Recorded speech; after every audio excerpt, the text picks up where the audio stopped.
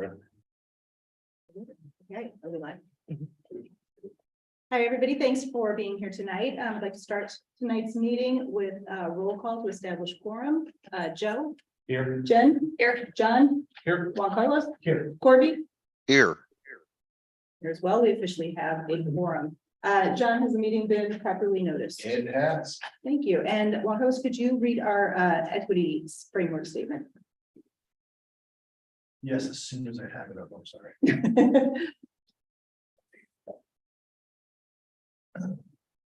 In the rural areas of the district, our mission is that each student will acquire the knowledge and skills necessary to achieve their personal goals, thrive in a diverse global society, and lead a healthy, self-fulfilling life.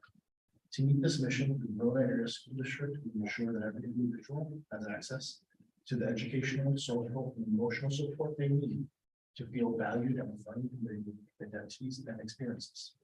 We acknowledge that inequities and power dynamics exist in our system, such that some individuals, on the basis of their identities, face barriers to accessing the opportunities they need to experience success. In acknowledgement of such, the Veronal Area School District is committed to disrupting these systems of inequity. Thank you very much. Before we're going to take a vote to adopt the meeting agenda, but before we do, I'm going to have two quick rearrange items. If we can move 3F and then related 4E up to the front. Are there any objections to that? Is there a motion to make those modifications? So moved. Motion from Jen. Is there a second? Second. Second from John. All in favor of adopting tonight's board agenda with the modifications as motion, signify with aye. Aye. Aye. Tonight's agenda has been officially adopted. So with that, we're going to turn it right over to superintendent. Good evening, everyone. I might say good evening. Thank you.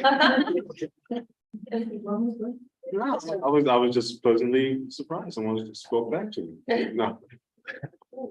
I truly appreciate everyone being here today, and thank you for the shift in the agenda. I would like to invite Ms. Barbara to join us at the table to talk about the next steps for BAEA contracts, and we'll be joined by Michelle Haiti.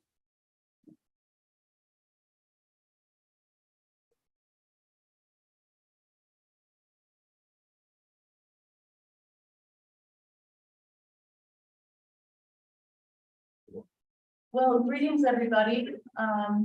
Thank you to everyone that's here. Thank you to the school board and members of the public and staff. My name is Barbara Rourke. I teach bilingual resource education and Spanish in the district, and I am one of two co-presidents of the Veronal Area Education Association. And I have the honor of announcing that we have ratified the tentative agreement at 100%. So that says something about this agreement. It's wonderful. Some of the details are that we will be receiving 2% in each of the cells on the salary schedule and a 6% increase for a total of 8%, which goes a long way towards attracting and retaining the best and the brightest in the area for this school district. And I think we can all be very proud. I want to thank the administration, Dr. Clarity, Rochelle Haiti, Chad Weezy, and anybody else behind the scenes that I don't know, who ran the numbers, checked on the agreement, and basically worked collaboratively with us. It's a sign of the times that maybe there's a shift in the way things are done, because when people get together, they cooperate and they compromise and they work out their differences, great things can happen. So I am delighted with this agreement, and I want to thank all of you, and I'm looking forward to a wonderful 23-24 academic year. Thank you. Just before Rochelle goes, I want to reiterate, and first, thank you so much, and on behalf of the membership, and to hear the 100% number is really gratifying, but it speaks to volumes for our organization and your leadership. And I also want to just thank all the membership of VAA for having such, high expectations for collaboration, but also following through with those in that collaboration as well. And it's really a pleasure to sit down. And I hate to even use the word across the table because it sounds like it's confrontational. It's not across the table.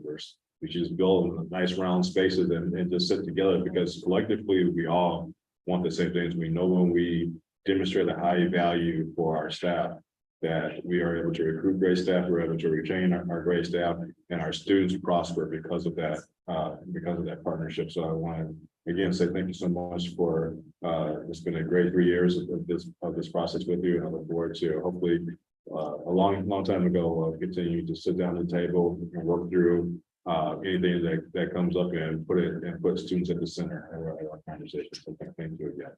Absolutely. All right, so with this exciting news, we would just like to reiterate and share where we are with compensation updates across the district. First, just as Barb shared, VAEA ratified an hour ago, Yes. approximately. Right. And so with your approval tonight, it would be a 6% base wage increase plus the 2% step, which would equal a total of an 8% increase, which is the largest our educators have seen ever. That would be applied to the 23-24 contract year, which allows us at this point to ensure that first paychecks on September 1st have their updated salary. We are still working through base wage bargaining with VESPA, but also want to reiterate, as of July 1st, the average step increase was applied for VESPA staff. So they have received a 2% step increase already. Administrators, we are proposing a total compensation increase of 6%. A 5% base wage increase along with a 1% step. We will discuss that later tonight. And finally, similarly with our confidential tech and supervisory group, we're proposing a total compensation increase of 3% as well, which is a 6% step and a 2% step, Yeah. 6% base wage. The administrator and the CTS increases are or will be built into the budget book. We need your approval to be able to move forward with a gratification, and we'll come forward to you at a later date of the next contract. So just briefly, I'd like to close the superintendent's report, ask the board to consider board action, and then we can reopen the superintendent's report following that. Thanks to board action. So first of all, thank you for all the work that you've all done in coming to an agreement. Recruiting high-quality teachers is a priority, but retaining high-quality teachers that we know and love and know that are doing amazing things in the classrooms is hugely important. So very grateful for the work that was done, so the appreciation. So with that, is there a motion to approve the base wage? Let me get the exact language. The base wage and supplemental wages as presented. So motion from Joe and a second from Jen. All in favor, signify with aye. Aye. Aye. Any opposed? It is passed unanimously, so thank you so much. I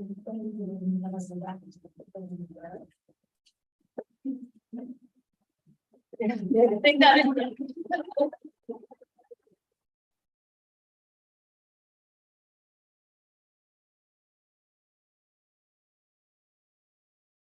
With that, we'll turn it back over Actually, to the superintendent. And as always, Bart, there's gonna be some exciting stuff ahead of you, coming next, but also whenever, you put it in more in the full day. Already, and I know we have new teachers tomorrow that we're bringing on board, so whenever you feel. Our the feelings need, won't be. we won't be- Yeah.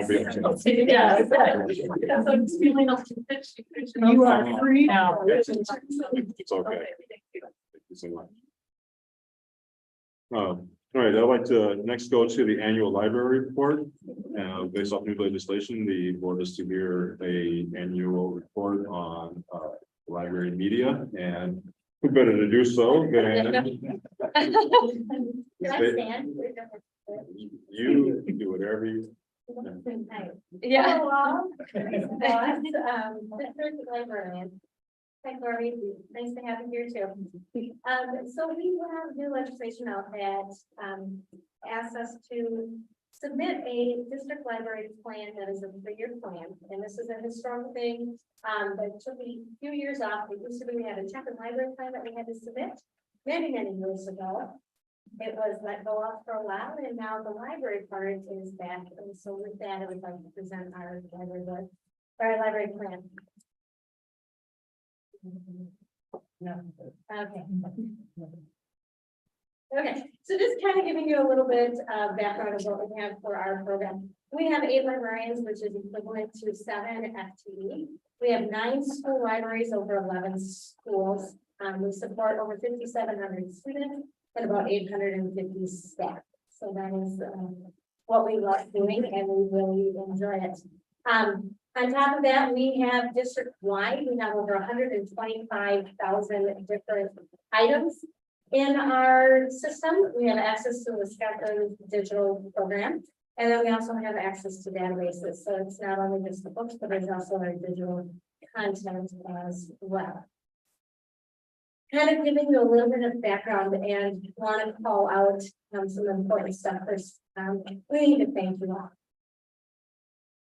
Prior to 2019, we had 4.49 FTE for librarians. And over the last couple of years, we have moved it up to 7 FTE. And this is huge. This is really, really good. So the thank yous that need to go out, and Dr. Clarity, Dr. Hawkins, Janet Weezy, Michelle, our VAEA, which did a lot of work for advocacy for us and actually got an annual grant to help look at it, as well as all of our school principals. This is an exciting opportunity for us to really dig into the work that we should be doing, and we will be doing, and we are touching them every student, every step that walk through our doors. Right now, Big Celebrations is all neighborhood elementaries have a full-time librarian, and one of those we are excited to have. And then we also have huge, big updates in furniture and chairs and flexible and bookshelves. And the last pieces of furniture came in today. So we will be able to display this and be ready for it. On top of that, we've had a lot of custodial and maintenance team helping us out with doing and moving. We had 2 schools that moved every book in their library to create a more inclusive space. So we've had a lot of cooperation, and we're just going to call that out. The work that we do is grounded in our VASC beliefs, and we really focus hard on that our students are being able to thrive. And we provide those resources for the SEL, the academic, the personal, as well as the social needs that they have. We also are working very hard that they have access. And access means not only at school, but it also means remotely. And that they can do what they need to do, when they need to do it, no matter where they need to do it. We are also grounded in our North Star, which is disciplinary literacy, which we definitely feel like we are active supporters of in collaboration.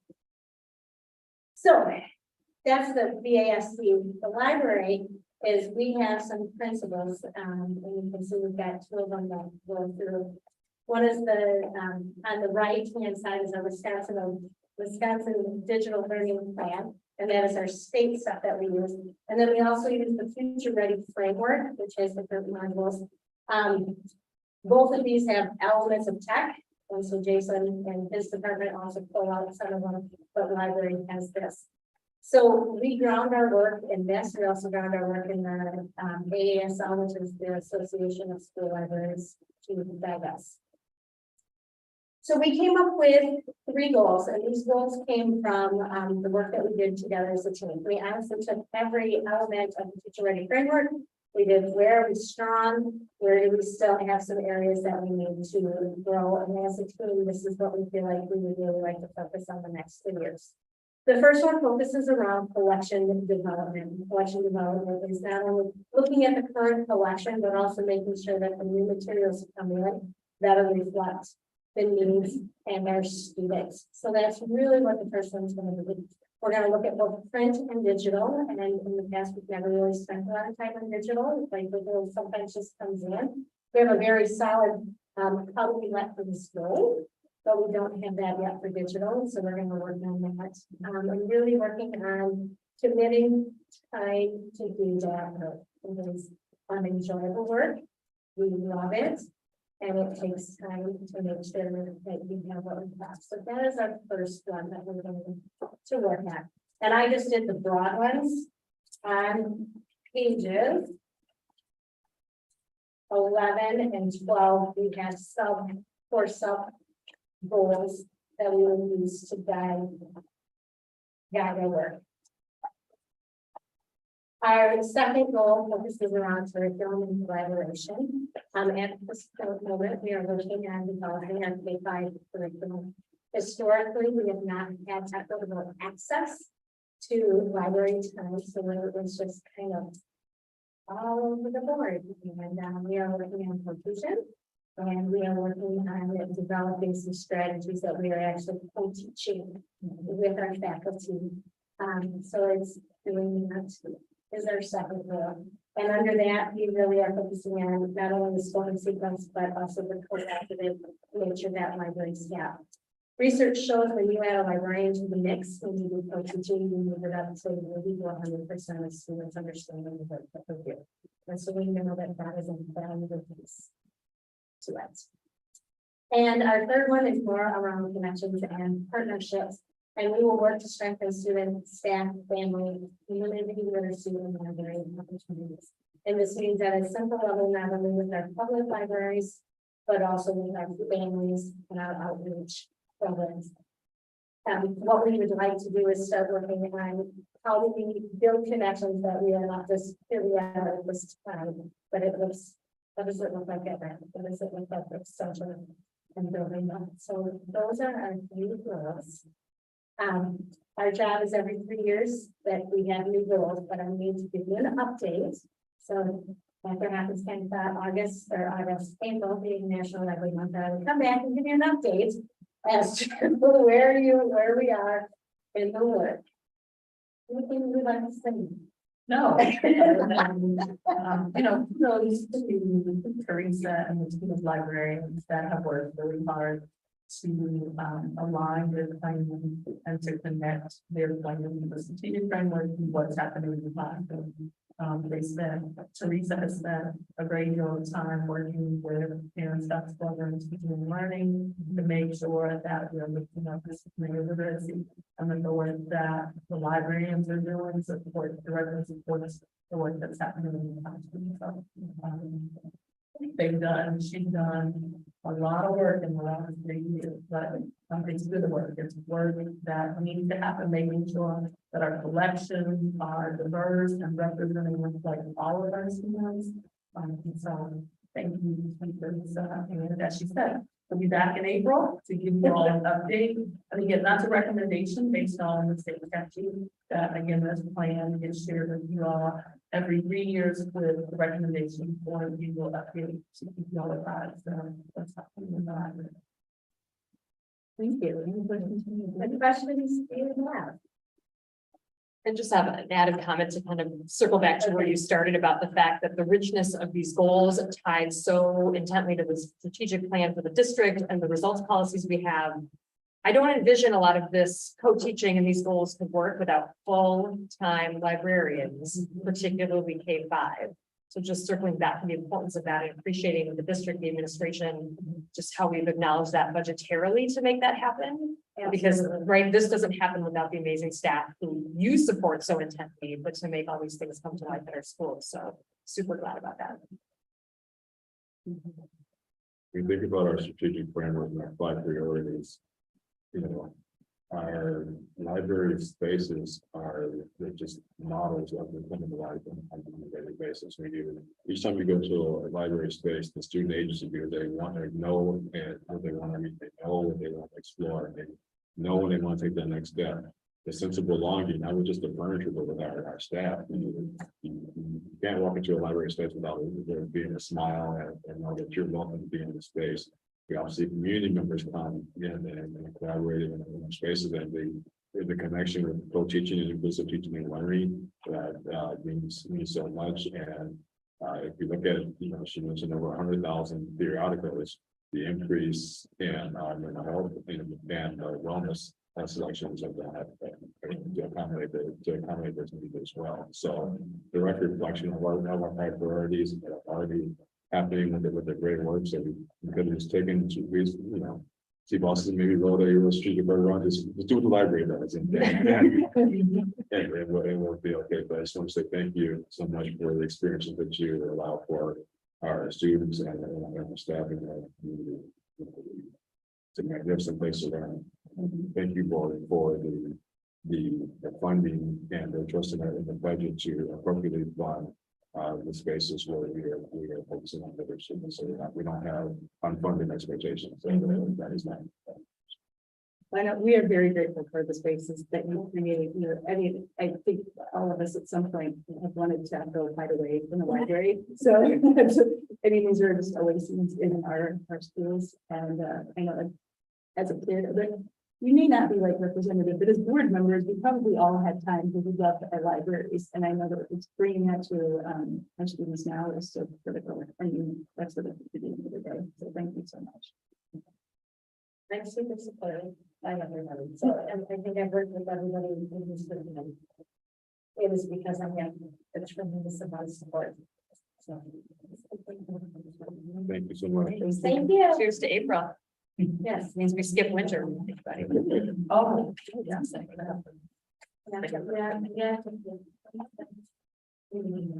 Okay, well, we'll just jump right into board action for a second. All right. Flip over. Okay. Come down to, is there a motion to approve the VASD annual library report? So move. I have a motion from Corby and a second from Juan Carlos. All in favor, signify with aye. Aye. Aye. Any opposed? You have approval has been unanimously. Appreciate that. Thank you Thank so you. much. Very look forward to the update. Employees just and we'll be popping in. If you see us hiding in those little circle chairs. I invite everybody. And that's just such a serving place. Okay, we can go back to superintendent. We are we're agile today. Yeah. Absolutely. All right. Have the rest of the academic services team.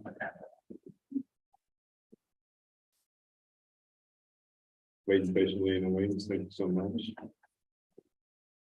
All right, so we want to slightly preface for the next three areas on the results monitoring report. As we communicated prior to last week and then more thoroughly last week, we moved to a newer model of providing video presentation. So the board would have opportunity to digest the work and be prepared for questions, and not just for the sake of time, but just really so that you could watch the video, go back and maybe do reflection. We were happy to see, and it's not like we were overly monitored, but we can see the number of hits on YouTube because it's a YouTube. So we're glad I got that stuff. I was looking at that too, actually. We're like, Yeah. if it gets to 7, I was gonna be worried. But yeah, we appreciate that it continue to check up with that. People we're going back and forth and looking at it a couple of times. So, and if you try, you can't just hit the refresh button. Secondly, we went back and did a thorough review, and I want to credit the full board, but Joe lifted the original question, and then the board dug deeper into the question about the statistical relevance of some of our data, especially our culture and climate data, and how it is being reflected. So we, the team worked together, did some research directly with, and I was the Hanover group, to talk about how we were looking at percentages, and was that an accurate reflection of growth, non-growth, or what was the actual cutoff percentage where it's actually becomes statistically relevant for data to move on with. And the number that they came back to us with based off the questions and the size of the cohort that we are not going, the size of the sample size that we are utilizing is actually 9%. And we were, and as the range that we would need to consider to be statistically up or down area. So, but it's good to know now that, that's the range that we need to look at. And I think it also speaks to the board's appropriate push for us to look at how to do more cohort comparisons as compared to straight year by year data, which would be part of our workshop time together on September or September 7th. Okay. So I just wanted to preface with that this will be kind of looking at it through that lens now that we have this newer information. Dr. Hoggins will speak a little bit more about what we learned around the relevance to data while also answering any questions about the data itself. That's like a video. So a little bit long opening, but we really need to do some homework based off the questions, and that's why we have board meetings to have the right questions in front of us to do some deeper research. If we want to get the information that the board finds most valuable. Well, if you just clarify, you said plus 9%. And that was based on the recommendations from Hanover. So as we were going through, specifically R3 and R4, voting and R4. Ranking, R3 and R4. But what we found is that some of our data sets were within 1 point plus or minus. And so as we reached out to them, the experts in this field of this type of research, they spoke about practical significance. And so 2 things to consider, as Dr. Clarity said, we're comparing 2 different sets of students. We're losing students, so you have students that are graduating, we've got students that are entering. They also suggested, Dr. Clarity mentioned the work that we're going to do at the upcoming workshop, also considering some other data points, other instruments. So we're using a survey, but the validity of this hinges so much on students' understanding of the survey, what's happening in the world on that day when students are taking it, are you rushed? Do students understand the significance of it? So all of those can affect the percentage points. I'm seeing that many of ours were well under 9% of the points. They were 1% point plus or minus. Is, as they said, almost as neutral. I mean, we didn't digress, so that's a good thing. But what we do know is specific to R3 and R4, our work around collaboration, our work around restorative practices, there are definitely leadership moves that we will employ this year that I'm confident we will see an increase in these areas. Just our intentional focus on collaboration, both at our adult level and in our classrooms, specific to Monday late starts. So just things that we're doing in the district should parlay into the classroom with those teams. We will put it on you all tonight. Jason Rubo presented T3, which is technological, and I'm sorry. Dr. Jackson. Tracy will be in the part 4. So what questions might you all have, or what clarity? And we did an amazing job. We did watch it, though. Yeah. I will promise you that. Video had over 20 views last night. So I would say you kind of got ahead. I'm sorry. No, I didn't realize you had your reference.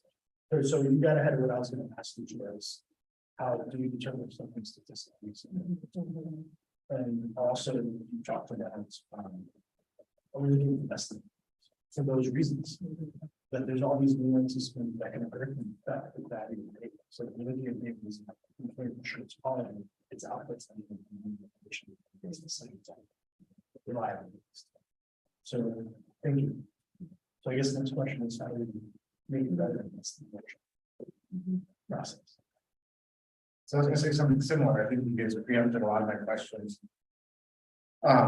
around it, what you just said, kind of, we rely a lot on the survey, so looking towards other instruments. But I think it's important to reflect back and say this has been really a valuable tool for us to establish that baseline over this, the first year or two of this monitoring. And now we're kind of in this exciting place where it's like, all right, what other data points do we need to ask based on that? So it's really a win there. And I found myself getting that because I was reading through this, watching the video, and think, oh, there's another survey question, another survey question. I'd really like to ask more. And so I was kind of trying to think about how I can appropriately phrase my questions, stay in my lane, around is it reasonable to look for other instruments, which you guys already talked about? Is it reasonable to set ranges instead of increases and decreases? So you're aiming for a target range of goods and whatever advances are. And then as Dr. Perry was talking about with looking more at cohorts longitudinally, seeing where we know we might have more challenges like the middle school around social and emotional well-being. How can we start to drill down and focus on that? What are some reasonable and ways that we can find data right there that give us cues for leadership moves at that particular moment? But again, I keep going back to, I think we're exactly where we wanted to be. Like we had a survey come out, we've gotten through a year of these monitoring reports, and we've laid down a baseline that's told us a story about what we're doing right and what we need to improve on. And now for me, at least, the really exciting work comes in when we need to be a little bit creative about where do we go from here and how do we get to the mission that we've set for ourselves. So I was impressed with the format. I like this video format. I hope everybody has access to it and checks it out. It's a lot easier way to digest information. And looking back over the year, I think we're exactly where we wanted to do with this process. I'm pretty happy with it. Corby, did you have a question? No, more feedback, and I'll be really brief. After watching the video and watching the results of the results monitoring report, I think we're really setting ourselves up for a great situation when looking at an equity audit. We're putting all the pieces together that's going to make, I think, us looking through our policies, procedures, and our student needs and resource allocations through the equity lens and conducting an equity audit should go very well based on what's already set up and is in place. I watched the entire video, of course, but what really stuck out for me was when Tracy was giving the results talking about well-being and knowing that 93%, in 90 anything percent, I think the year before it was 92, and it's gone up 1%. When you see that in a district, it really lets me know that we're headed in the right direction, that we're seeing our students feeling a sense of belonging. And to me, that's what it's all about. That's going to foster education. And I was really happy and pleased and pleasantly shocked to see that. So let's do it. I feel like I don't want to, my comment, I don't think is negative. I don't want to frame it that way, but I'm finding myself just really itchy about R3 and R4 in particular. I mean, these results policies as a board, like this is the stuff, right? This is the stuff where we are looking to see what is happening with our students in this district, and those two in particular, because they're not reliant on STAR data and MAP data and Aspire and all those things, which are obviously incredibly important. These two just mean so much to me personally that I'm just so hungry for other ways to get creative. What can we seek out and look for that tells a story? We talk about that even with raw numbers about STAR information, but there's a story behind that. And I feel like this is 5,800 stories of kids in this district. And I just feel this hunger for something else. And I don't mean that to sound like what we got wasn't really interesting and important to notice, but I have to share that was how I felt. Just something, where do we just keep moving ourselves forward now that we've started to build? And I know there's so many good things happening. So I'm so interested to find ways to hear that more. So the beauty of this, of R3, I'm super excited about R3 and R4. Because the coherent way that we're working in our organization. I mean, when you look at R4, you see our equity statement, you see our strategic framework, you see the priority areas, you see student agency. You see inclusive teaching and learning. And so, you know, to your point, what other ways can we gather data? I'm excited to think about student interviews and, you know, listening to our students and hearing, you know, either, you know, cohorting students and listening to their growth, but just, you know, as we said, creative way to tell the story of R3 and R4. I mean, this is, and the beauty, you know, as I opened up in saying is that everything just dovetails so nicely together. So the intentionality of making sure that we are on the right path. And that people are all walking the walk and talking the talk, and we all, one song, one band, one instrument, one band, whatever the saying is, you know, we're all marching to the beat of the same drum. One band, so Oh, All the elements were there. I would say, I think it's then I would agree with you too. I think when we have so much, and this is for all, this is still a new process. I mean, this is our first full year of monitoring, which is, you know, to Brown's point, we're in a great place now. We're actually able to have comparison data to be moving forward. And the fact that we're intentionally looking at these things is fantastic. So when we have 3 of them, it's hard to like, okay, I want to jump at all. So I'm going to I appreciate, Jason, I think the stuff that's going on with the technology is really fantastic. It's great to just see all of that. And, you know, I got to peek in on that gaming day. I mean, like, just some really cool stuff. And so, but it's also nice to have this where we're actually measuring it, where this is the intentionality is something I appreciate. And I think that's important for our community to see. This is not just haphazard and just, you know, fly by the we are intentionally going through these processes. I think that I'm using the 3 and 4, and you are also much better at keeping the exact numbers, and then so for, you know, for R3 and R4, so much of that is hinging on the climate survey, and that's where I'm struggling a little bit. And that doesn't, not to diminish what we're doing, because I think it's, again, the fact that it's intentional is huge. We're trying to measure some intangibles. It's a hard thing to kind of wrap your head around. But I think when we're looking at, are we getting the information? And that's part of the process you all have been going through too. So, and then I also wonder, are kids understanding what's being asked? Exactly. I mean, as somebody who is like, I think taking surveys because I am so literal. Like, I can talk myself into every answer. So I do wonder, you know, if we had our kids getting are we measuring what we think we're measuring in the minds of our students? Are they answering? And if we're going to, as we continue to use this, how do we strengthen it and put those skills, you know, make sure they understand that question. Yeah, understand the science, so they're why we do the science. But we do need other measures as well. Yeah. And I like when we have it kind of here, there's the 3 to 5, but the 6 to 12 seems like such a big group. So that would be the one thing just there's such a big gap in the 6 to 12. And you know, that's I would be curious to see, you know, are we answering one way in elementary school, in middle school, that the squishy time where there's a lot of and then does it kind of, are we rebounding a little bit? What are the different age bands? I think seeing that would be of interest, but I don't know, is that something that would be helpful? I feel like it would be helpful to me, but I mean, I'm That's kind of question around it. Yeah. Is it worthwhile to look at 20 minutes? So it's got, if there's anything transforming, yeah.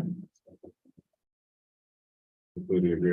You're kind of reading my mind, John. Especially when you think about the ability to implement change based on student voice, that middle school voice is such a crucial time, and it's that brain development and kind of emotional development age where you follow a group of like a sixth grade cohort and take their results, sixth, seventh, eighth grade, that's a strong data. For it kind of gives you information of how students have experienced the first, 5 years of education, and some great information allows you to make sure that they're positioned for the last part of their education. And I always wonder if I'm biased because I'm in middle school and life. That was my space, but I really think that's a strong possibility for us to look at. Middle school is for life in some regards. Middle school educator for life is one thing. Absolutely. I feel like middle school comes out in all of us. So Good place to be. yeah, I think that would be, and that's not a critique of what has been collected. I think it's great. Again, I'm thrilled to see that we are intentionally going after this and how can we expand it to help it be more meaningful to our monitoring process. So I noticed you talked earlier, is it Dr. Jackson now? I'm getting This is the way we speak it into the space. Yeah. So keep her. We'll handle the motivation later. Thank you. I like it. Though. Sounds good. It suits you. Yes, you wear it now. Sounds appropriate. Thank you. Yes, please go ahead, Jen. Yeah, so I had one other question, and I think it's partially because so much of the data and a lot of them, especially R3 and R4, were reliant on survey data. I found myself gravitating to something that wasn't. So in R3, R3.1.5. So the indicator talks about ensuring alignment of our H, G, and D curriculum to DPI standards. The indicator just says we provide it.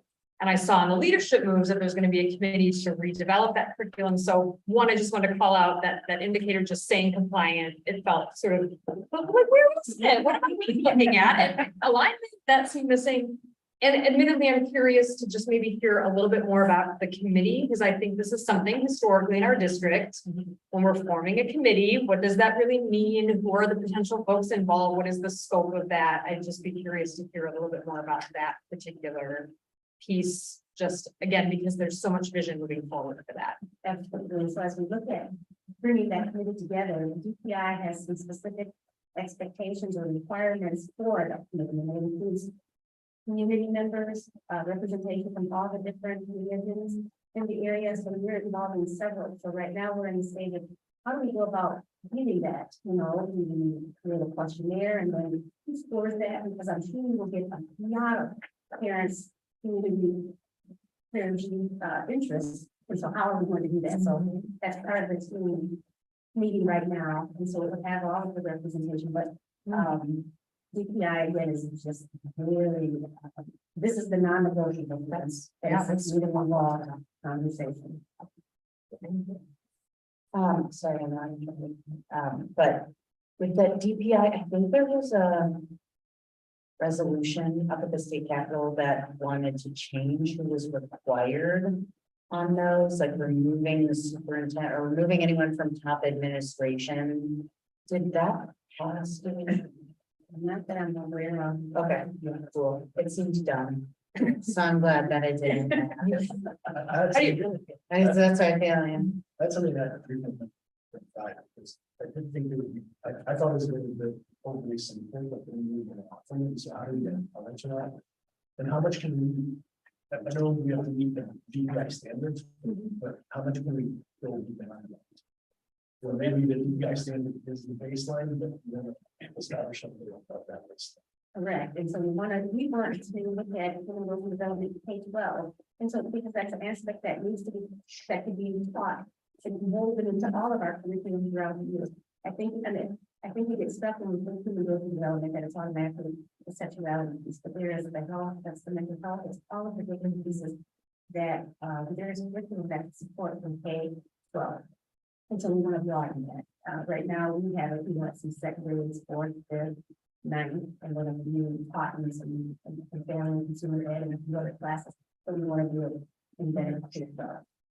So that would be one above, what you guys are asking, but it's important for our students to have that access. It would be developmentally appropriate. Huge level of, you know, having. Yeah, thank you so much. I was thinking back to, it's been 2 years since we developed the indicators. Within 2 years, yeah. And so there's only 4 of us at the table now who are part of that process. 2 years is pretty. Had a lot of seismic changes. But I also remember sitting there, we were doing this, we were building this, and this was new, this was. This was a huge, like a seismic change for the board, for the district. This is not anything we had experience with doing. So I think even as we were doing this, we aren't exactly sure what to be putting into this space. And what I appreciate is hearing just the conversations that have gone around these reports, kind of helping us think about the information that we could use, what would be more, what would be helpful to us, how do we better measure, and these are all things that this process has been.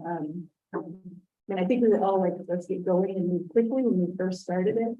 But the fact that it has been a process, it's been a foundation that's been laid, it's helped, I think, get us to a point now where I feel like we're able to do this in a meaningful way and build out indicators and data that's going to be something that's really substantive and beneficial for our kids. Although I do have a question about the 9 percentage points. So that's the statistic. That's what Hanover suggested to us when you reached out. So I'm thinking that's specific probably to their instrument. But I mean, we reached out and that's what they suggested. Do you know which sample that's based on? Because I mean, we have a lot of different survey respondents and we're looking at different groups depending on what the measure is. Because it's got to differ. If you're looking at the whole survey, it's not going to be 9%. Yeah, I would think, especially if you're looking at like if you're at 40%, then a 9 makes sense. If you're at 70%, 9 seems quite challenging, I mean, so. And they did talk about the sample size, and so like we can dig more and get more specificity for you around this. And I would believe that definitely based on what we're talking about specifically in R3, because those are very low sample size statistics, that you're going to have a huge statistical significance. That kind of sample. Well, I also think as we were talking to about additional measures that'll kind of help build the story for us. One of the things that I feel is just how do they do that? We have some, apples to apples comparisons. Sometimes we have to compare 50% of this, but a note that says this is unfortunately the sample. So please note these numbers, often super active things. They have which content that happen. So we can kind of see the numbers on this. Does that make sense? So when you say apples, I mean, just looking at our data set, it's not apples to apples. So this year is this cohort, next year it would be a different cohort. So that right here is not apples to apples, which is one of the reasons why they said, consider looking at other instruments. And if we are going to do apples to apples, then probably we would be able to the 9%, it would definitely be more accurate because we're talking to the same group of students, and that growth would be, hey, Tracy has a better understanding of collaboration this year more than he did last year. So because it's such a change, it's sort of saying we the additional. Exactly. I had one very easy question on our 2.3. On the first indicator, when it talks about availability of internet hotspots, and in the evidence, it talks about requests for new hotspots. Do we approve all requests, or are our resources matching need, or do we ever have to reject requests? So the process goes where the parent goes to either cite the principal or social workers asking about a topic completed. Obviously, my email that just went out. They would then contact the family, get a little bit more information, make sure they understand what the hotspot can do.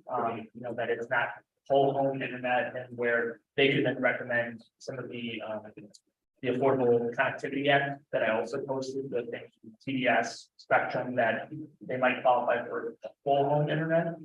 So we let them know the limitations, they kind of have a little bit more of a history on it, and that's why we tend to have our social workers be the ones that are kind of bridging that space between, you know, the families and then me as well. And then they're kind of like I think they definitely need one, so that they just put in a form, I get it, and I order them right away. But it's fair to say anyone who needs one gets one. Correct, yeah. Yeah, once we go through this. Yeah. Are there, do you want us to vote on these now or vote them? Which one? They'd like to vote. Yeah. let's do that. So let's start with, just to make sure that we're all on the same page. Are there any questions, comments about our 2.3? Specifically? Is there a motion to approve our 2.3 as presented? Motion from Nicole. Is there a second? Second. Second from John. We've already kind of done our conversation. This whole lip has Mhm. run my whole. Yeah. Yes. Got my routine is on it, but okay. But I like it. Is there, we have a motion and second, all in favor, signify with aye. Aye. Any opposed? The report has been approved as presented. Thank you. Before we do the hand raise in case we're accommodating. Yes, we catch them here. Thanks, Courtney. Okay, so then I'll take a look at R3. Are there any questions or comments? I think overall, I think just again, just the capturing it to the monitoring report. This would be where I would say we're looking at building up additional measures. Is that?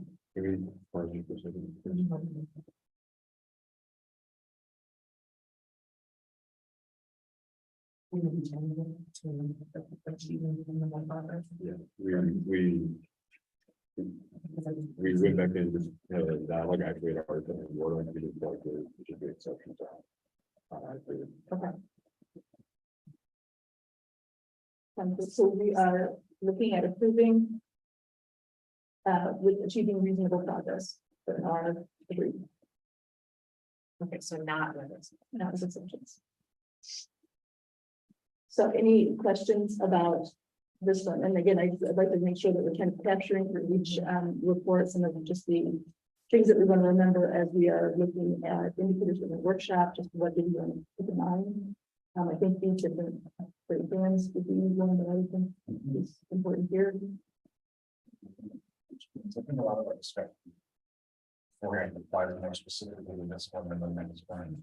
Right. And whatever than that. And understanding, making sure that students are fully understanding the survey questions. That would be, those would be the only concerns that I have, but not concerns of the monitoring report. As it stands. I think it's reasonable. Are there any questions, any additional questions, comments? Right, is there a motion to approve R3? Motion from John, is there a second? Second from, is it Nicole? Yes. We have a motion and a second, all in favor of approving the results monitoring report R3 as presented, achieving reasonable progress, signify with aye. Aye. Aye. But we're with an aye too. Any opposed? Monitoring report has been approved and presented. Thank you so much. And then we have R4. So I think we just reiterate the same comments for R4 that we had for R3 about the grade bands, diversifying instruments for measurements, and ensuring that survey language is fully understood by students. But again, that's not about the report that's been presented. So is there any, and is this one? This is one getting adjusted. Yes, So not, so it's achieving reasonable Yes. progress. So this is for our. thank you. Okay, are there any questions or comments? So that we're looking at this one as achieving reasonable progress. It's a modification to the report that's in board doc right now. Any questions? Okay, is there a motion to approve, results monitoring report R4 as presented? Achieving reasonable progress. Someone, motion from Jen, is there a second? Second. Second from John, oh, sorry, Brody got beat out, just by a smooth engagement, way to jump in now. All right, motion from Jen, a second from John. All in favor of approving monitoring report as presented, achieving reasonable progress, signify with aye. Aye. Aye. Any opposed? Probably is it aye. Any opposed? R4 has been approved and presented. Thank you so much. We appreciate it. And we'll get more in the well once we get used to it. Are we going to be moving forward using it for questions? I do like the information. How did that work for? Yeah, how'd that work a great for results. Did it feel like more work, less work, the same? Dr. Hawkins. What I will say is that we have successfully completed a full cycle of all of our results policies. So tonight, once we end, That's good. wait. All over again and up. You want, so next week. Give her a minute of Right. joy. It's just all skill question. Yeah, I think that's the answer to your question. We'll just we will table the video to another time, but I appreciate the work that went into it. Yeah, it was nice to be able to watch it leisure. I always appreciate hearing as you go through it too. So Thank you. That was a well executed video. Thank you. However you all want us to deliver the information. I mean, can I just make I noticed, I think that some of the things you were saying in the video was written in the narrative at the beginning. Yeah. So if that's a time saver, I love hearing your voices, but if that's just there for me to read, how do we use, I guess, the flipped classroom to augment versus kind of double work you, if that makes sense, right? If you took the time to type all of that and then just took more time to say it, that feels redundant to you all. But the conversation and discussion is good. Yes, I think this for our is- community. Yeah, oh, for sure, that's true, that's true. But this one was a little more unique if we wanted to explicitly find Joe's lift and then there was discussion around that one, so we really wanted to dig into that, so having that piece in the form as well as so that we can Okay. try to tailor away from that, but we don't know, we could have the points and thoughts without that. Yeah. well, and I think we don't normally really think like that. So that's Yeah, a bit of that's a true, too. unusual situation. And I'm excited about I'd like to see the outtakes. I'm still almost some laughter happening in there. Okay, well, thank you, everybody, I appreciate that. All right, so moving on, we've been, oh, that was enough. Budget presentation. Budget presentation.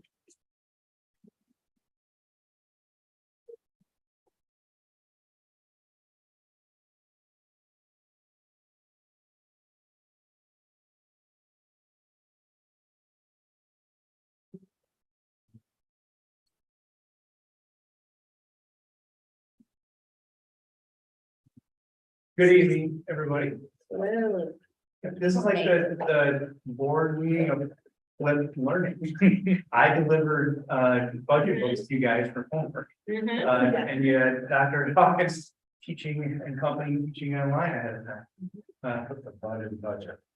It's good to see everybody. Again, it was good to see you last week.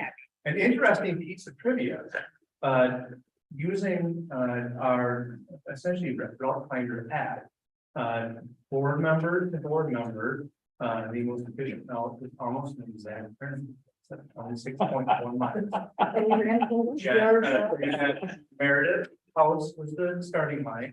And Jen, your house was the finish line. With tiny water stops along the way. Yeah, that's good. And just I should check my email more frequently during the day. Yeah, as you. I said the same thing. I was like. Yes, sir. The veil has been lifted. Yeah, cover's blown. Yeah, we're. But we wanted to give paper copies to you guys ahead of time. Appreciate that. It is a dense document. In terms of us going through what is a 60-page document that we are proud of. Yeah. In terms of, I think continuous improvement, in terms of what our annual budget book and It looks like certainly a huge thank you to Chief and Michael account who put a ton of work into this and were key team members. We brought Marcy on this year and helped us build out some of the finishing touches with the help of Don and Lou. And Dr. Hawkins' team, there's a little bit more of an academic voice into our budget book this year in terms of, all of the expenditures tying to things that we know will make a difference for students. So here's what we're hoping to get to tonight. We're gonna do a quick review of key components of the state budget that we had to take into account when we built this. We re-upped our 5-year forecast. I had a meeting with Joe a week and a half, 2 weeks ago, who was missing our giant 5-year model. And we think it's good to not only keep an eye on where we've been, where we're going next year, but some of the things we're looking at in the future budgets. We'll review the kind of cornerstone pieces of the 23-24 draft budget that all of you should have. And then we'll look ahead to key dates. I'm certainly here to answer questions tonight. That's part of the reason we wanted to make sure the board had a full week in advance. So if you do have any questions tonight, we want to make sure we get those all sealed up. And we'll go through key dates again, but our next board meeting is big one, where the board will vote on approval for the draft budget to go to the end. And that will be the budget that we will take to the annual budget hearing. So I'm not going to read these again. This is more than anything to make sure we get them in the public space. But this was the summary. We went through a couple of budget updates ago in terms of what we had to build into this year's budget.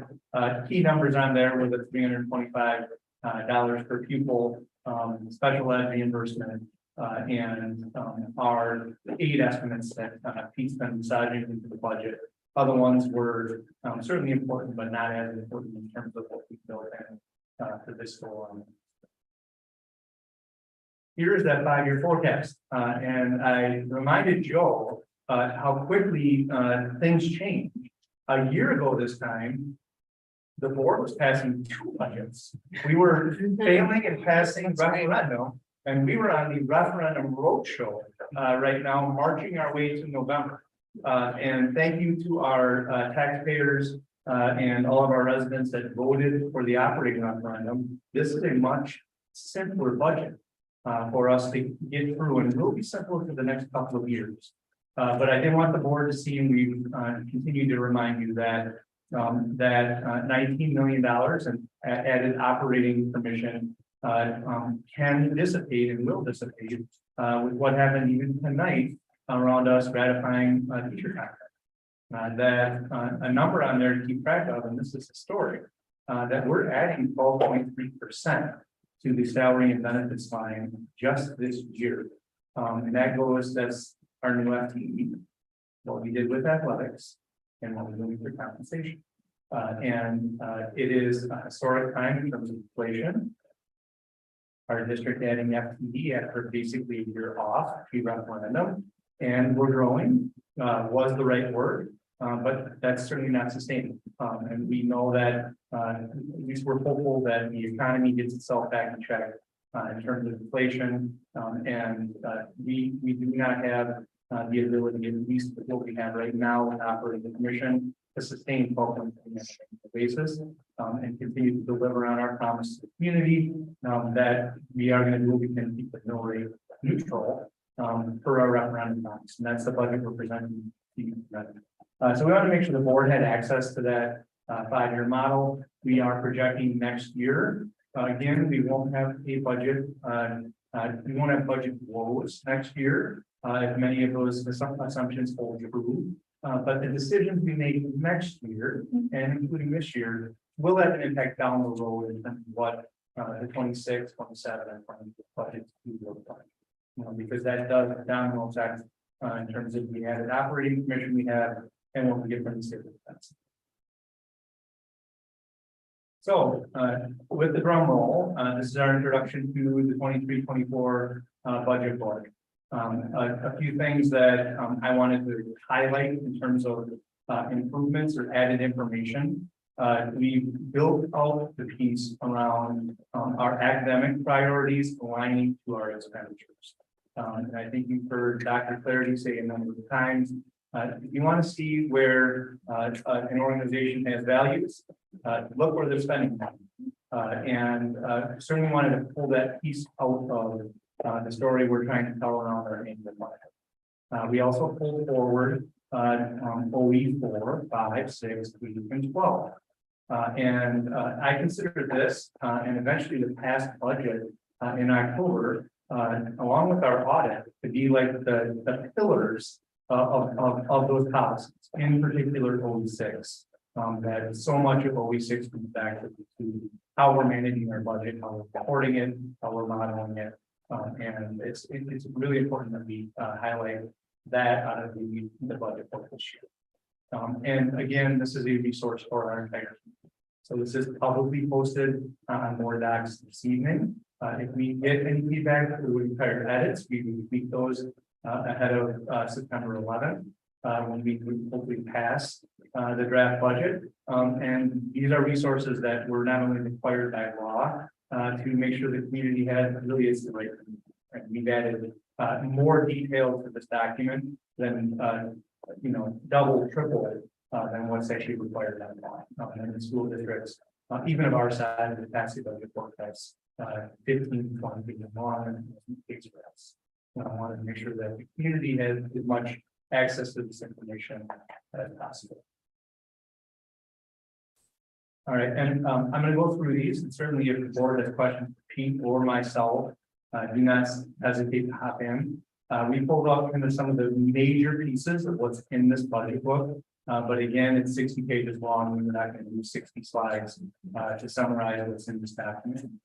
And I got to the side eye of Dr. Clarity and appreciate it. So some big numbers just for the board to be aware of.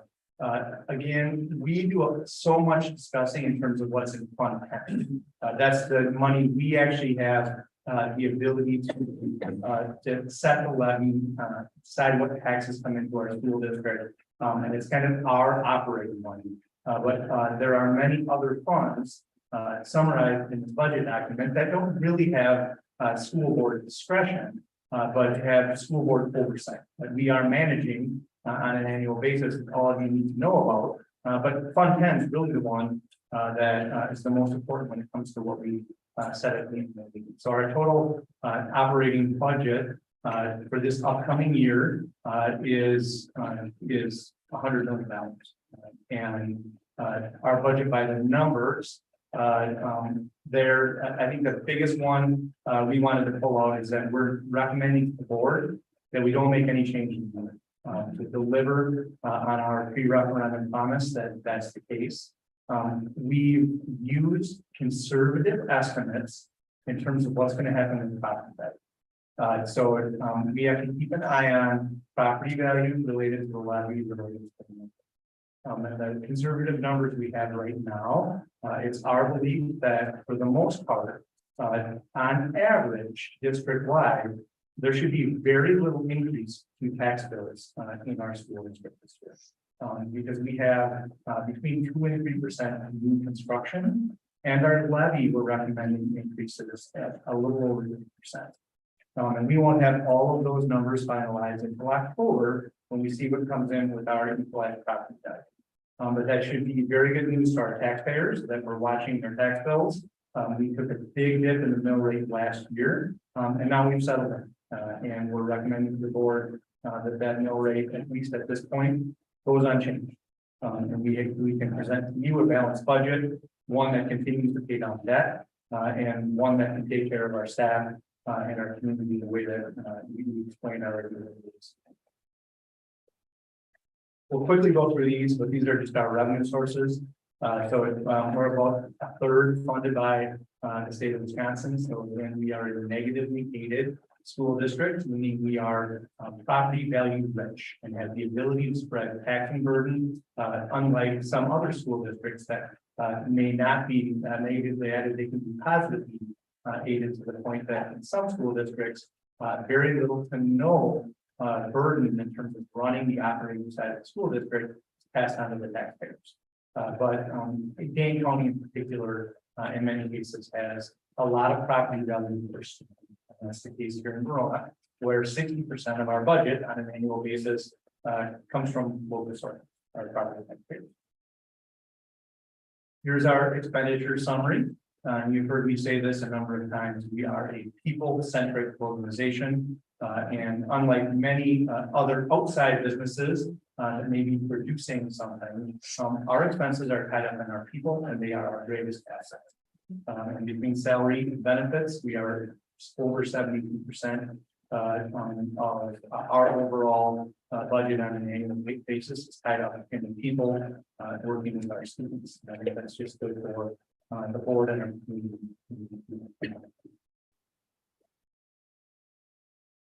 Seen this from Michelle, but again, I thought this was timely related to the fact that we are a people-centric budget here in the Veronal Area School District.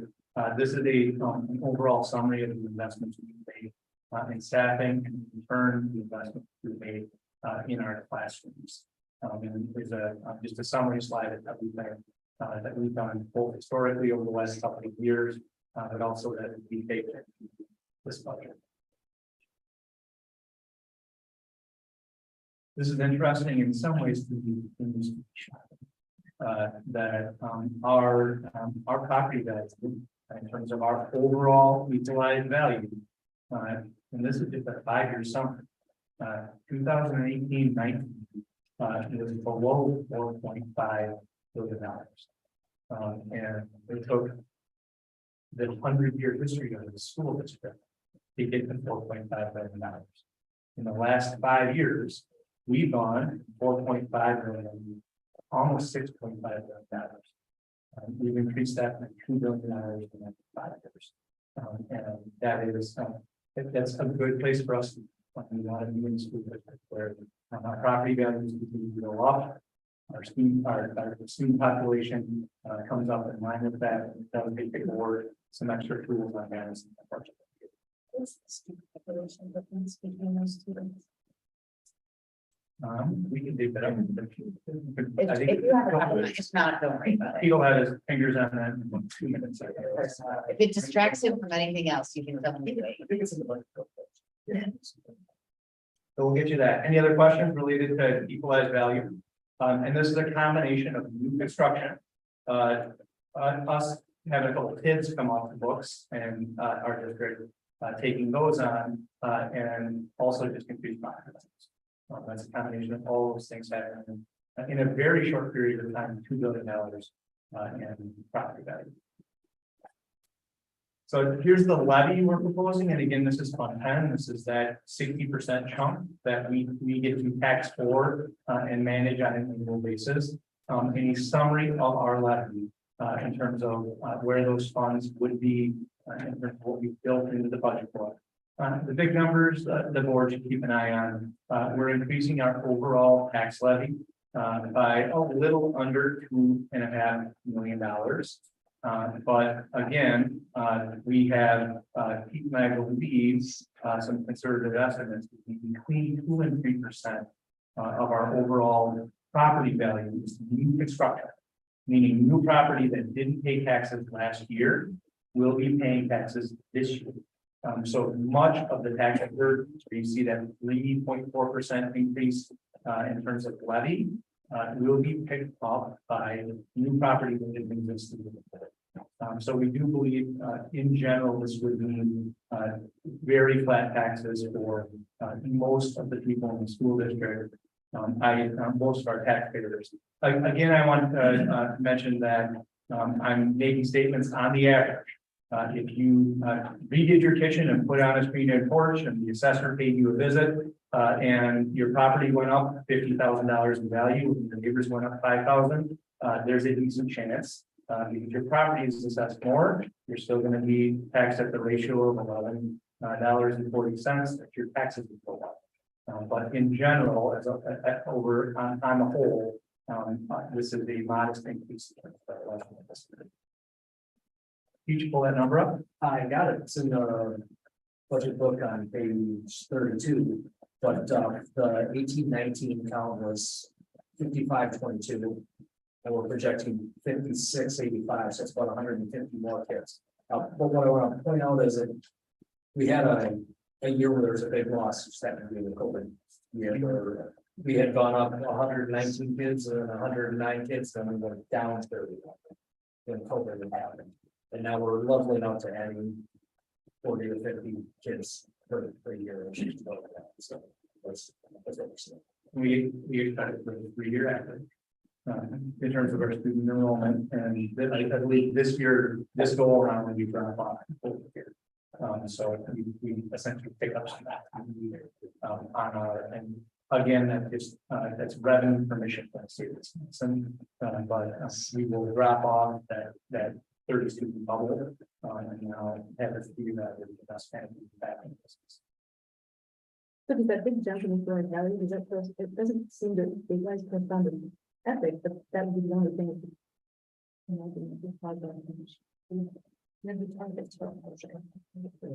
Yeah, because we're trying to get but again, Meredith, last year, ours, just last year, equalized value went up 15%.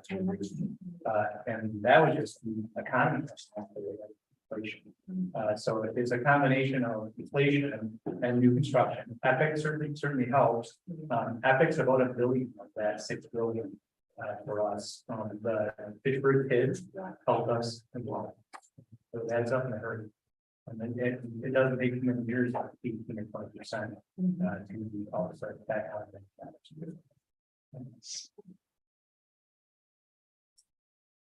So again, here's our mill rate recommendation. And we did do a comparison from the 2023 budget to the 2024 budget. And did do a historical over there on the left to the board. You can see where we were hovering kind of in the 1260, 1270-ish range from 19 to 21.2 when we did have that spike in property value, and we went to referendum.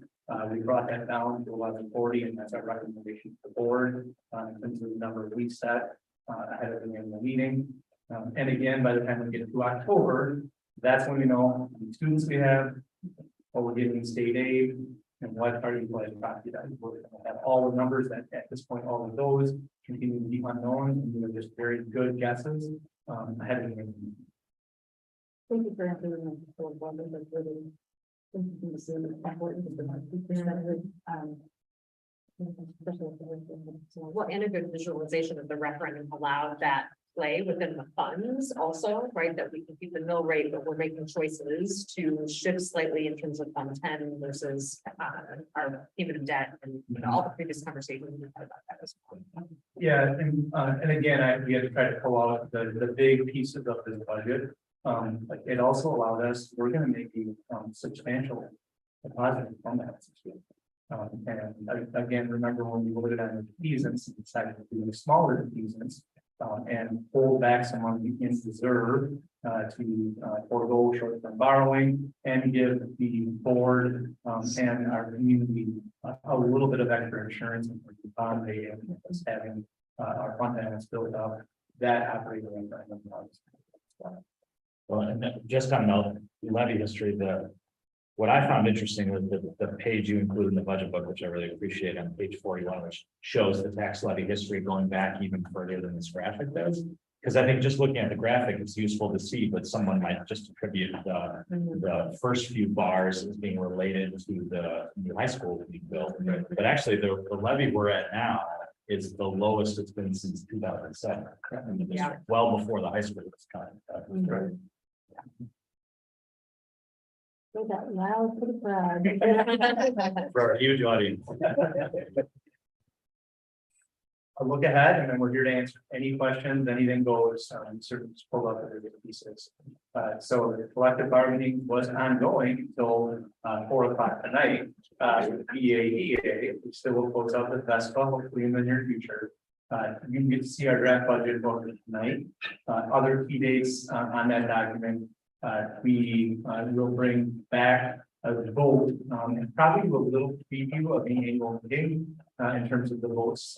That agenda is in this budget book on September 11th. But you will vote to approve this budget that will be publicly noticed, posted, and available to the public at the annual meeting.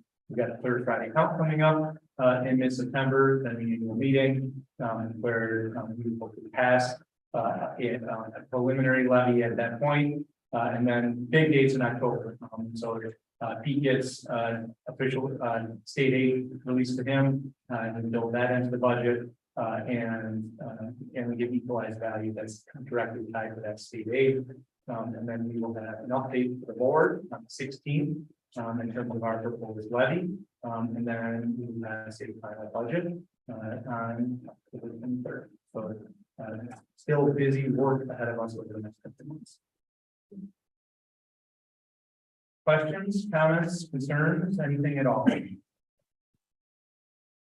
Thank you for all that, the work that we're doing about the book. I mean, there's a huge amount of information in here, and just even explaining what the different funds are. I think it's a good picture for certain board members. So just, there's a lot of, I mean, but there's a lot of great information here, historical information, but I also appreciate the time into our policies are, this is why we're here. And so having that directly into our outcomes and operational application really, It's a good coffee table book. You play copy. There's a lot of good stuff.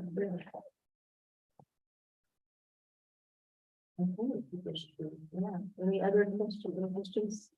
So I want to briefly acknowledge, and the board as well, the, not just the thoroughness of our budget, and I've been in many districts and just our philosophy of being as transparent as possible in our budget process is so important to us. And Chad and Pete and the team do a phenomenal job of putting every detail in, and what I really like about the progress of this year's book, you mentioned here, is, you know, we had one time we were this three-pronged organization, or three different sections, we went down to two, and we're trying to show the direct coherence between our budget and our student outcomes. So you should always be able to see a direct reflection of our monetary investments coming out and what we're supporting as far as what we've committed to our community and to our students in terms of our priority areas. And furthermore, just be ethically, we find that we know it's so important for us to plan for the success of the Veronal School District in the years when we're no longer in leadership. That's ethically so important for us. Because even if you think about 10 years from now, that's the second greatest in our organization now. Yeah. And what that means. So it's not about us taking or wanting to receive accolades or credit for 10, 12 years from now when someone else is at the helm. That's where I'm really thinking about what this community has invested and expects, and making sure that we're ready to go for a long time. Having some tough decisions along the way, because sometimes you see some dollars and we could, but could and should don't always match. And I want to make sure that we're in the right directions there. So thank you for the board for your continued fiscal responsibility, and thank you to the business team for your thoroughness and make sure things transparent for us. It was just a year ago that we were doing whatever. I know, Roadshow. I can see you were just having back in, like, it's almost a different work. They were doing two budgets and on the referendum roadshow. But that just, I mean, there was such a huge amount of trust placed in the district by our community. And so to me, this robust information, as much as we can put out there is what we owe our community. And so I'm really, this is, thank you. Yes. You guys, next board meeting, thank you.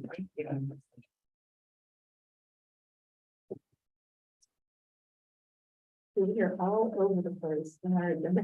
So. We have to.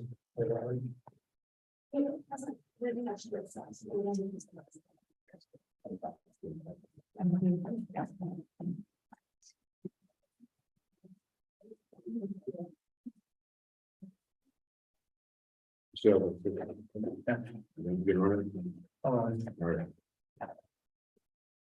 So thank you for allowing us to adjust. We wanted to definitely allow our colleagues in front of us with the to be first. Now we want to always be mindful that piece is separate of handbook and bring handbook back to the Board of Education. as well. So at this time, we're going to go into the handbook updates and investments. We saw reflected in the budget for this year, some of the adjustments that have been made. Handbook language. Can I just ask a question, Mr. Peppers? This is for board information. Board does not weigh in on the language, so this is really going through it just again. In the word. Yes. Meredith, I totally agree. And but you all pass the plan. So we have to work within the parameters that all of you vote for in terms of our levy. And all the things that Rochelle's going to go through here are built into the assumptions in these budget books. And will be built into the final levy of the budget. And I think we'll be doing this to the board. And this is where I want to say, I just want to thank you, board, for allowing us to continue to have collaborative conversations with you and Best. As we've seen in the past, it's critically important that we have those open lines of communication and ability to work through some things to make sure we are always going to be the best place for our educators to ensure that our students have the best experiences. And we'll finish out collaborative conversations for handbook 1 year and we'll say to ourselves, my goodness, what else can we do? And next year we come back and we have bigger and better and grander ideas to make sure that we are consistently doing what's best. So what we're bringing forward today are updates through kind of multiple different levels of conversations.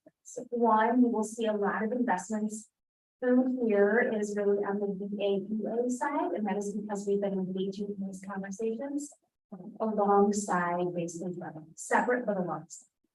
You will also see a couple of pieces in here that apply to VESPA as well. And these pieces we are kind of bringing forward early, knowing that they are commitments that we are going to make, but we still have to talk through additional collaborative conversations if anything else opens up. But it's better to do this now and get it done, hoping that we don't have to roll out multiple campaigns to do this. So you will see at the top the budget investments that we've already built into the budget. The FTE that we've added, the 12% increase to the co-curricular rates in the subs, which we ideally probably built stuff. On top of it, in addition to this upcoming year, our employees are going to see senior rates. First and foremost, I want to call out MLK Junior Day has been a paid day for some staff in the past, but not for everyone. And we recognize how important this is. And in conversation with VESPA, we realized that the 10 and 11-month VESPA staff have not had this. That will be community comments. Addition to that, what we recognized this last year is in the multitude of snow days that we have, our hourly staff don't get paid if they don't work. And so when we close down for a snow day, they either have to use general leave or vacation that they've accumulated or take that day unpaid, which is pretty hard on some of our employees in the group. And so this last year, they spent out a lot of their general leave and vacation, leaving them with balances of 0 to not allow them to take additional time off if they were feeling ill or needed to take time off their own. So we are building in 2 paid snow days for all of our hourly staff instead of using their general leave. This is a budget neutral cost because we already budget for it in the front end, thinking that they are going to be working in that person. On the back end, looking at our calendars and instructional minutes, we built in about 2 snow days to cover ourselves in our instructional minutes. So this is a net 0 cost, yet it's really important for our employees to be doing this. On the other side, we have recognized how hard it is to fill some of our positions for vacancies. And a lot of times, even though we have wonderful fill rates, we have those fill rates because our teachers are filling in during the prep time. And the class coverage rate of $30 hasn't been changed in a very, very, very long time. That's less than what they make for an hourly rate average. So we're proposing to increase that class coverage rate for the teacher subs during the prep time to $40 an hour, which is about an average hourly rate for our educators. It also recognizes the fact that they're giving up their prep time, so they're going to be putting in more time at night to cover what they did during the day to support their coworkers and their students. The other piece that is so intriguing about this is that if a teacher were to cover for an SEA during the programs, we have SEAs who take time off. Those are really high positions for the teachers. Some for an SEA during the prep time, they were not. And just like if you're going to be covering for a teacher during your prep time supporting students, they're giving up that time as well. So we're adding on that coverage. So if they cover for an SEA absence during the prep time, they get that same prep time and average. Curriculum pay is another intriguing piece of the process. This allows our educators to work outside of their contracted hours to grow their skill and craft and really learn and develop. Curriculum pay has historically been $22, and one of our principals joked earlier this week that it hasn't been changed since they were hired. Yeah, that was hot. I was gonna say Our district historian. that, yep. That's when we started, it was when that. So that hasn't changed. Yep. We need to fix that. So that as well is going to be a new piece of the puzzle is really helping build out our multilingual program and our multilingual programs. When we hire for someone in a multilingual program, part of that requirement is that a majority of our teachers in their roles need to have an additional certification to that bilingual certification. It is an add-on certification that is required to take the process. It is not a certification you can get easily, and it's not a certification you can get straight out of college. It takes years with them. Yeah. And so going forward, we are proposing that we add a level 6 stipend for educators in the multilingual program that have that bilingual language. It is a required certification for them to be able to do this, and a much needed certification. I'm sure And costs to get it, right? So all the things you said about it being required, it costs our educators to be able to then get that additional certification as well. That's right. And it's a very special skill that and then finally, and I think something that is really, really huge for educators is over time, the definition of prep time has become a little new. And we don't really understand what prep time is, what guaranteed prep time is, what's district directory time, and what's individual time. So as a part of the handbook this year, we have worked with our principals and EA to develop language on what guaranteed prep is. And that is uncomfortable. That is time that I'm educators leaving in their day for them to do it. These are the biggest handbook updates we've probably seen in a long time, that the biggest in our classrooms and student success and educator success.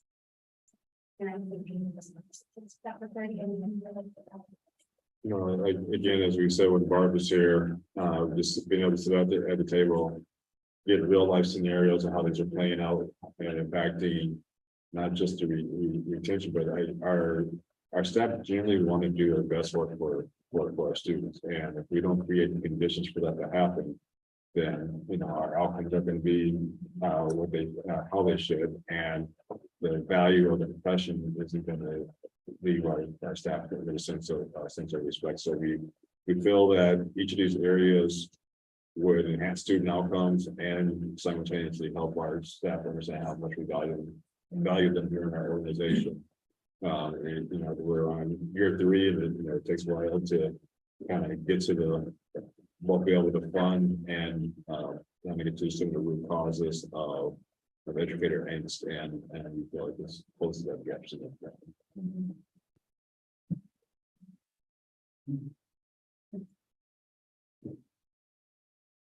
Thank you. Just really exciting to see this progress, just exactly what you said, that teacher well-being, all of these things teachers are doing, right?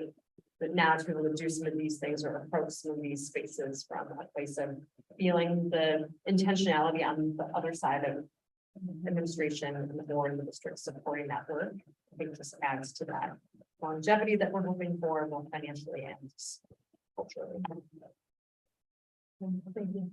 As the 10 and 11 month employees looking at how it impacts to their income. which, and having those things that are out of control, and that's. So. Especially with that. If you read. We're gonna be able to close the superintendent report. For the third Third time. Thank you. Okay. Okay, well, thank you, everybody. So we normally have public comments, although we have nothing that was submitted and no public. No public here, so with that, we can go to superintendent consent agenda. If everyone had a chance to take a look at the superintendent consent agenda. Are there any questions? Any comments? Hearing none. Superintendent's consent agenda is approved as presented. Let's take a look at the board consent agenda. Are there any questions? Any comments? Hearing none, the board's consent agenda is approved as presented. Future agenda items, take a look, make sure we're taking a look at upcoming meeting dates. Again, with we have a workshop on the 7th of September, and then a regular board meeting on the 11th. So we're a little bit off on the 1st and 3rd, so it's the 11th and then the 25th in September. And then we have time Thursday on August 29th.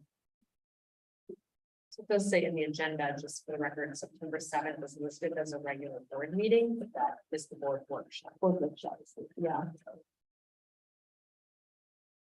Okay, so with that, is there a motion to adjourn to closed session under Wisconsin statute 19.85 sub 1 sub C to consider employment, promotion, compensation, or performance evaluation data of any public employee over which the governmental body has jurisdiction or exercises responsibility regarding administrator contract provisions? Is that a motion? Motion from Nicole, is there a second? Second. Second from Jen. All in favor, starting with Joey. Aye. Jen. Aye. Nicole. Aye. Opposed? And Courtney. Aye. And I'm aye as well. We are officially in closed session.